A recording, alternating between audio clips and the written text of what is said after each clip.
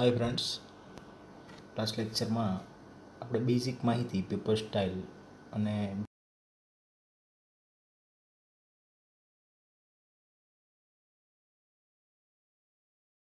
ના અર્થ જે લાસ્ટ લેક્ચરમાં આપણે ચલાવ્યો હતો. હવે વાત કરીએ છીએ ભાગીદારીના લક્ષણો. પહેલાં તો એ વાત હું તમને ક્લિયર કરી દઉં કે જેટલું પણ તમને સમજાવવામાં આવે છે બધું જ તમારે ચોપડામાં ફેરબુકમાં લખવાનું છે. પોઈન્ટ ટુ પોઈન્ટ દરેક વિગત ઉતારેલી હોવી જોઈએ. હવે વાત કરીએ છીએ ભાગીદારીના લક્ષણો. એમાં સૌપ્રથમ પહેલું લક્ષણ આવે છે કરારથી અસ્તિત્વ. કરાર એટલે શું? તો કોન્ટ્રાક્ટ. કરારને આપણે કહીએ છીએ કોન્ટ્રાક્ટ. કોઈ પણ ભાગીદારી હોય જ્યારે એક કરતાં બેથી વધારે વ્યક્તિઓ જ્યારે ભેગા મળીને કોઈ પણ ધંધાની શરૂઆત કરે છે તો એમાં કોઈ મતભેદ ઊભો ન થાય, કોઈ પ્રશ્ન ઊભો ન થાય, એના માટે લેખિત કરાર કરવામાં આવે છે. કરાર હંમેશા કેવું હોવું જોઈએ? લેખિત હોવું જોઈએ. લોકો મૌખિક કરાર પણ કરતા હોય છે, પણ લેખિત કરાર એ વધારે ઈચ્છનીય છે અને હિતાવ છે. કરાર કરવાનું કારણ એક જ છે કે જ્યારે પણ ભવિષ્યમાં કોઈ પણ પ્રશ્ન ઊભો થાય તો એ કોન્ટ્રાક્ટના આધારે, એટલે કે જે કરાર કર્યો છે, જે અન્ડરસ્ટેન્ડિંગથી જે પેઢીની શરૂઆત કરી છે એના આધારે તમે કોઈ પણ પ્રશ્નનું સોલ્યુશન લાવી શકો છો. એના પછી સેકન્ડ વાત કરીએ છીએ નફાનો હેતુ. તમે એ પણ મિત્રો જાણો છો કે કોઈ પણ પેઢી, કોઈ પણ કંપની કે કોઈ પણ જાહેર સાહસ નફાના હેતુથી જ અસ્તિત્વમાં આવે છે. એટલે અહીંયા ભાગીદારો વચ્ચે નફો અને નુકસાન કેવી રીતે વહેંચવું એનો ઉલ્લેખ ખાસ અહીંયા કરવામાં આવે છે. તો દાખલામાં જો તમને એક પ્રમાણ આપ્યું હોય, પ્રમાણ એટલે શું? તો ફોર એક્ઝામ્પલ હું અહીંયા એ, બી અને સી આ ત્રણ ભાગીદારો અહીંયા હું દર્શાવું છું, મેન્શન કરું છું સી. હવે એમનું પ્રમાણ 1:2:3. એટલે એનો મતલબ એવો થયો એને એક ભાગ મળશે, બીને બીજો ભાગ મળશે અને સીને ત્રીજો ભાગ મળશે. તો આ એક પ્રમાણ છે. જો જ્યારે દાખલામાં તમને આવું પ્રમાણ આપ્યું હોય તો નફો કે નુકસાન એ તમારે આ પ્રમાણમાં વહેંચવાનું રહેશે. જો દાખલામાં તમને નફા નુકસાનનું પ્રમાણ ન આપ્યું હોય, દાખલામાં નફા નુકસાનનું પ્રમાણ આવું પ્રમાણ ન આપ્યું હોય તો સરખા પ્રમાણમાં, એટલે કે 1:1:1ના પ્રમાણમાં તમારે નફો કે નુકસાન વહેંચવાનું રહેશે. એના પછી પોઈન્ટ નંબર 3ની વાત કરું છું, કાયદેસરનો ધંધો. હવે કાયદેસરનો ધંધો શું એ મેં તમને આગળ પણ સમજાવ્યું છે કે કાયદેસરનો ધંધો એટલે જેટલા પણ ભાગીદારો ભેગા મળીને કામ કરે છે એ બધા જ ભાગીદારો ફક્ત એક જ ધંધો કરી શકે જે ધંધાની પરમિશન ગવર્મેન્ટ આપતી હોય, જેનું તમે લાઇસન્સ મેળવી શકતા હોય એ જ ધંધો તમે અહીંયા કરી શકો છો. એટલે કે કાયદેસરનો ધંધો કરવા માટે ભાગીદારી પેઢી અસ્તિત્વમાં આવે છે. એના પછી વાત કરીએ છીએ એકબીજાના એજન્ટ. હવે એકબીજાના એજન્ટ એટલે શું? તો એજન્ટ એટલે કોઈ પણ કામ કરતો, કોઈ પણ ફિલ્ડમાં કામ કરતો વ્યક્તિ. એકબીજાના એજન્ટનો મતલબ એવો થાય છે કે કોઈ વ્યક્તિ ન હોય એની ગેરહાજરીમાં બીજો વ્યક્તિ એ કામ કરી લે છે.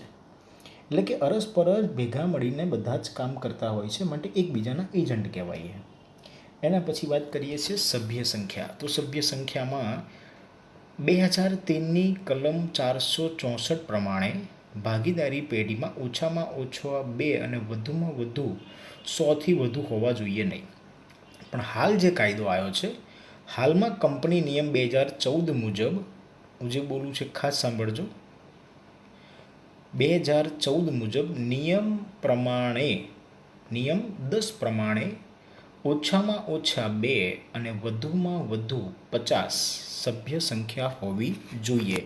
એટલે કે તમને જ્યારે એક્ઝામમાં પૂછાય તો તમારે લખવાનું 2014ના નિયમ પ્રમાણે, નિયમ નંબર 10 પ્રમાણે ઓછામાં ઓછા 2 અને વધુમાં વધુ 50 સભ્ય સંખ્યા હોવી જોઈએ, એનાથી વધુ હોવી જોઈએ નહીં. હવે એના પછીનો જે પોઈન્ટ છે અમર્યાદિત જવાબદારી. અમર્યાદિત જવાબદારી એટલે શું? બહુ સારો પોઈન્ટ છે.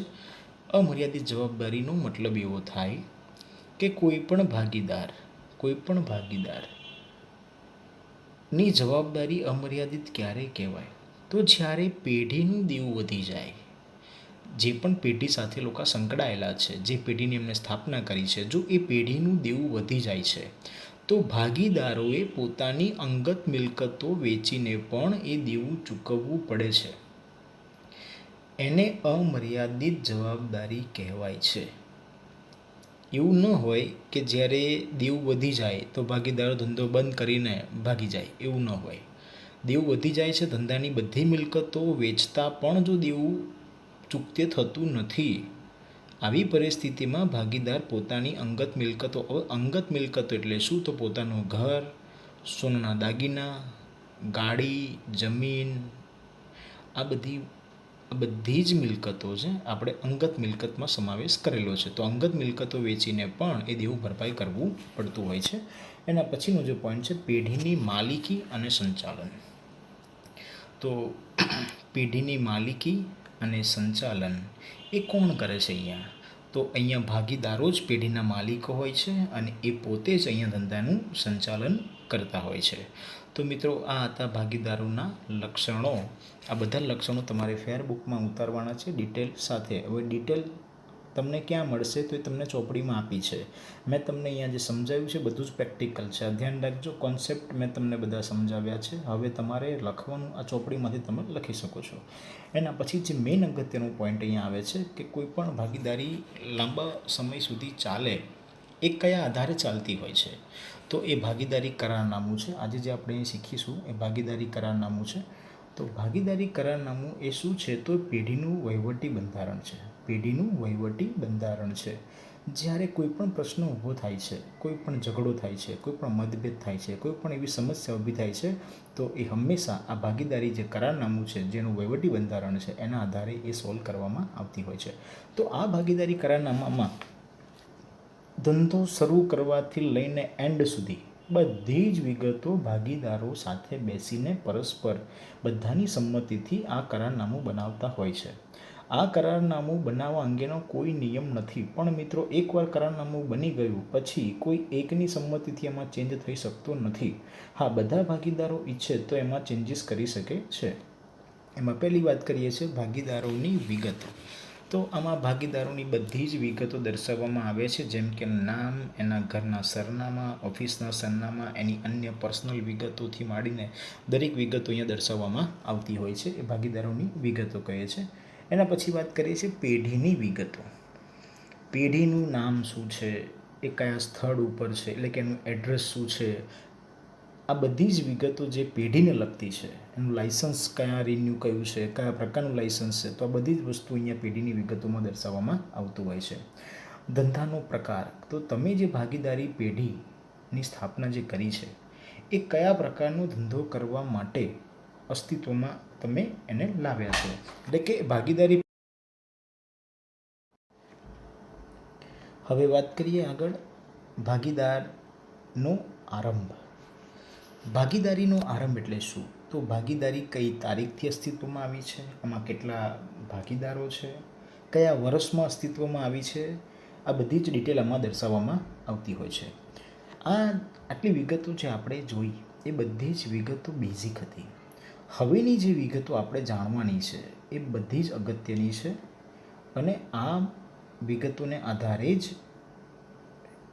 પેઢીમાં કયો ભાગીદાર કેટલી મૂડી, કેટલો ઉપાડ, કેવી રીતે કેવો ધંધો કરશે, એ બધી જ વિગતો આના ઉપરથી તમને ખ્યાલ આવશે. તો હવે વાત કરીએ છીએ એના પછી આગળ મૂડી. મૂડી એટલે શું? તો તમે બધા જાણો છો કે ધંધો કરવા માટે સૌથી અગત્યનો જે પોઈન્ટ છે એ મૂડી છે. મૂડી વગર ક્યારેય ધંધો થતો નથી. પણ અહીંયા જ્યારે ભાગીદારી કરારનામું તૈયાર કરવામાં આવે છે ત્યારે દરેક ભાગીદારો સાથે બેસીને નક્કી કરે છે કે ભાઈ કોણ કેટલી મૂડી લાવશે. બધા ભાગીદારો સરખી મૂડી લાવશે, અલગ અલગ મૂડી લાવશે, જેવી જેની પરિસ્થિતિ છે એ પ્રમાણે મૂડી લાવશે. તો એ બધું જ પહેલાં ભાગીદારી કરારનામામાં લખેલું હોય છે અને એ પ્રમાણે પછી ભાગીદારો મૂડી લાવે છે. એવું નથી હોતું કે બધા સરખી મૂડી લાવી, એવું કોઈ જ ઉલ્લેખ હોતો નથી. એના પછી છે પોઈન્ટ નંબર 2, મૂડી પર વ્યાજ. હવે જે ભાગીદારોએ પેઢીમાં જે મૂડી આપી છે તો એના ઉપર દર મહિને વ્યાજ આપવું કે ના આપવું, અને આપવું તો કેટલું આપવું, તો એ બધી જોગવાઈ અહીંયા કરવામાં આવતી હોય છે. જો એકવાર અહીંયા નક્કી થઈ ગયું કે વ્યાજ આપવું નહીં, તો પછી કોઈ ભાગીદાર એવું કહે કે ના ભાઈ મને દર મહિને વ્યાજ જોઈએ છે, તો એ મળી શકે નહીં. આ ધ્યાન રાખજો. આપણે આ કરારનામું તૈયાર કરી રહ્યા છે, કોન્ટ્રાક્ટ તૈયાર કરી રહ્યા છે.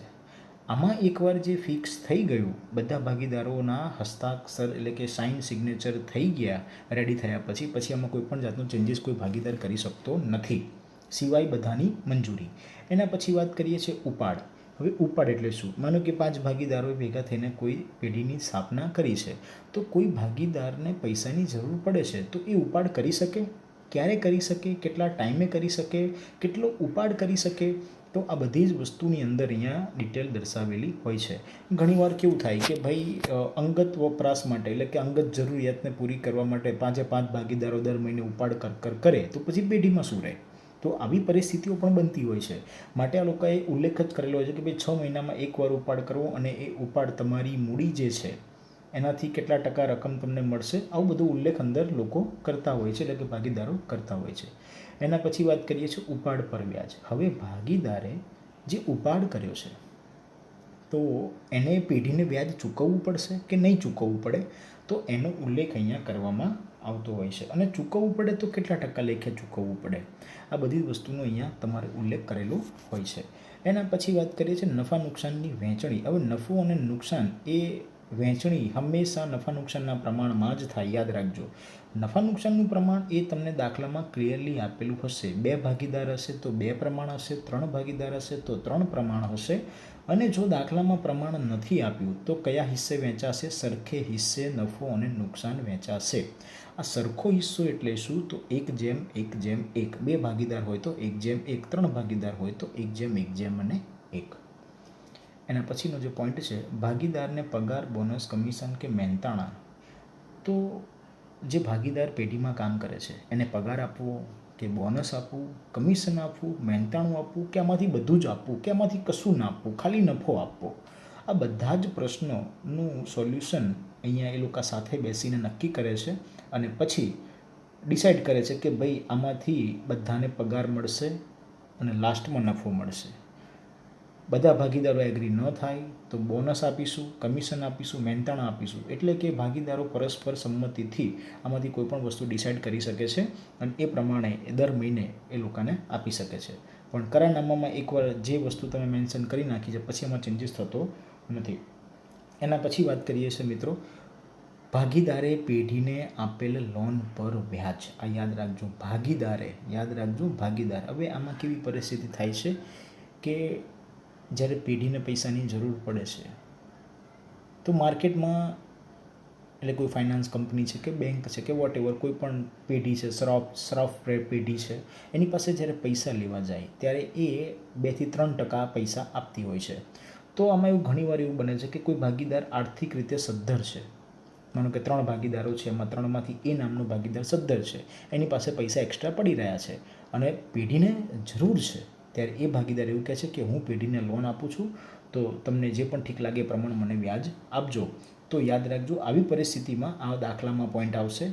યાદ રાખજો, ભાગીદારે પેઢીને આપેલ લોન પર વ્યાજનો જો જ્યારે ક્યારેક ટકાવારીનો ઉલ્લેખ દાખલામાં ન કર્યો હોય તો 6% લેખે વ્યાજ ચૂકવવું પડે. કેટલા ટકા લેખે વ્યાજ ચૂકવવું પડે? 6% લેખે વ્યાજ ચૂકવવું પડે. એના પછી વાત કરીએ છીએ પાઘડી. પાઘડી એટલે શું? તો આ પાઘડીને શું લેવા દેવા છે? તો સૌથી અગત્યનો પોઈન્ટ અહીંયા પાઘડી. આની જરૂરિયાત ક્યારે ઊભી થાય છે? તો આની જરૂરિયાત ત્યારે જ ઊભી થાય છે કે ધંધો વેચવો હોય.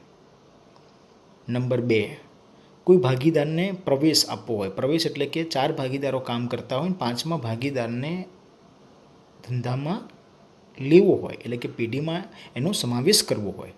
અથવા પોઈન્ટ નંબર 3, કોઈ ભાગીદાર મૃત્યુ પામે અથવા નિવૃત્ત થાય, પેઢીમાંથી જતો રહે, ત્યારે આ પાઘડીની કેલ્ક્યુલેશન કરવામાં આવે છે. તો પાઘડી એટલે શું? તો ધંધો જે અત્યાર સુધી જે પણ કંઈક કમાયો છે, બજારમાં એની જે પ્રતિષ્ઠા ઊભી થઈ છે, માર્કેટમાં જેનું નામ ઊભું કર્યું છે, એને પાઘડી કહેવાય. એને શું કહેવાય? પાઘડી કહેવાય.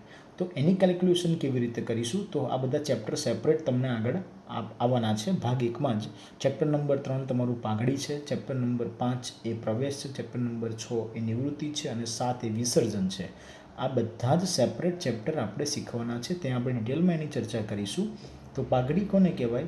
તો જ્યારે પેઢી જે પણ માર્કેટમાં એને જે પ્રતિષ્ઠા બનાવી છે એ એની પાઘડી કહેવાય. અને એની ગણતરી 3 પરિસ્થિતિમાં થતી હોય છે. ધંધો વેચવામાં આવે ત્યારે, કોઈ ભાગીદારને પ્રવેશ આપવો હોય અને કોઈ ભાગીદારની નિવૃત્તિ, મતલબ કોઈ ભાગીદાર મૃત્યુ પામે અથવા નિવૃત્ત થાય ત્યારે પેઢીની કેલ્ક્યુલેશન, પાઘડીની કેલ્ક્યુલેશન કરીને એને પોતાનો ભાગ આપવો પડતો હોય છે.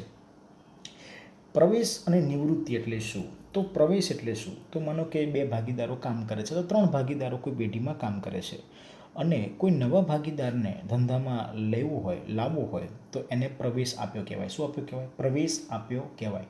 હવે કોઈ ભાગીદાર જ્યારે પ્રવેશ લે છે ને તો ત્યારે એને 2 વસ્તુ કરવાની હોય છે. એક, મૂડી લાવવાની હોય છે અને 2, પાઘડી પેટેની રકમ લાવવાની હોય છે. આ 2 વસ્તુ ધ્યાનમાં રાખજો પ્રવેશ વખતે. એવી જ વસ્તુ નિવૃત્તિ વખતે છે.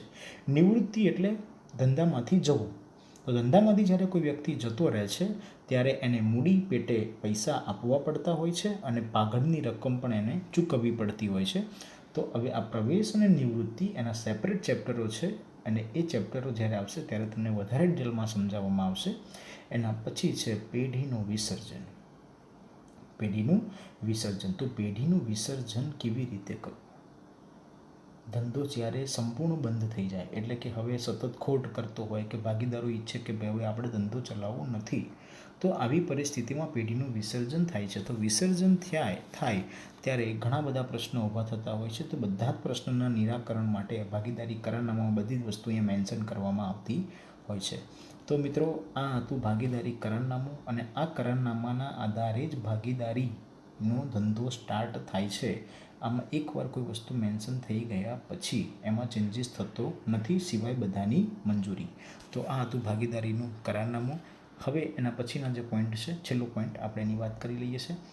અહીંયા જે પોઈન્ટ છે એ પોઈન્ટ તમને એવું કહેવા માગે છે કે જ્યારે કોઈ પણ પ્રકારની જોગવાઈ ના હોય, જ્યારે કોઈ પણ પ્રકારની જોગવાઈ હોય જ નહીં, 1932ના કાયદા પ્રમાણેની કોઈ જોગવાઈ અંદર આપી નથી, ત્યારે અમુક વસ્તુની વહેંચણી તમે કેવી રીતે કરશો?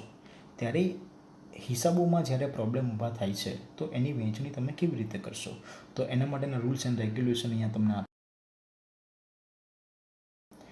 પેઢીની દરેક ભાગીદારે પેઢીમાં લાવવાની મૂડી પરસ્પર સમજૂતીથી નક્કી થાય છે. કાયદામાં આ અંગે કોઈ બંધન નથી. મેં હમણાં તમને વાત કરી કે મૂડી લાવવા અંગે કાયદો કશું જ કહેતો નથી. ભાગીદારો એ એમની અન્ડરસ્ટેન્ડિંગથી જ મૂડી લાવે છે. દરેક ભાગીદારે મૂડી લાવવી ફરજિયાત નથી. તો તમારા મનમાં એક પ્રશ્ન ઊભો થાય કે મૂડી ન લાવે તો એને ધંધામાં ભાગ કેમ આપવો? પણ એવું બની શકે કે કોઈ વ્યક્તિ પાસે પૈસા ન હોય પણ એનું માઇન્ડ બહુ સારું ચાલતું હોય, એને ધંધો કરવાની સ્કિલ બહુ સારી હોય, તો એ મૂડી ન લાવે તો પણ ચાલી શકે છે. કારણ કે એની સામે બીજી એની પાસે સ્કિલ છે, એટલું એ ધંધામાં વર્ક કરવાનું છે. પોઈન્ટ નંબર 2, ભાગીદારને મૂડી પર વ્યાજ આપી શકાય નહીં. જો જોગવાઈમાં ઉલ્લેખ ન હોય, અહીંયા લખ્યું છે ભાગીદારે કરારનામામાં કરેલ ન હોય, એટલે કે જ્યારે કોઈ પણ જોગવાઈ ન કરી હોય મૂડી પર વ્યાજ તો આપી શકાય નહીં. 3, ભાગીદારો વચ્ચે નફા નુકસાનની વહેંચણી સરખા હિસ્સે થાય.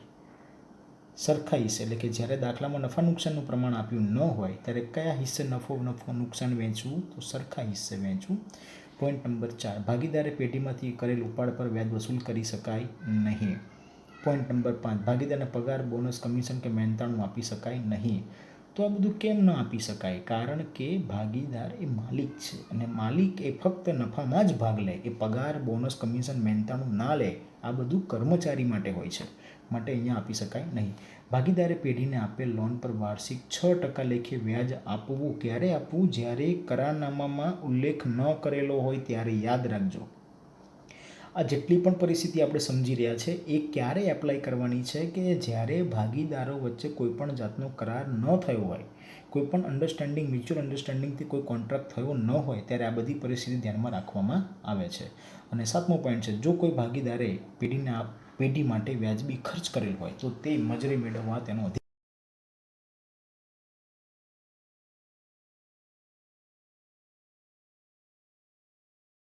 ના પૈસા એ લેવા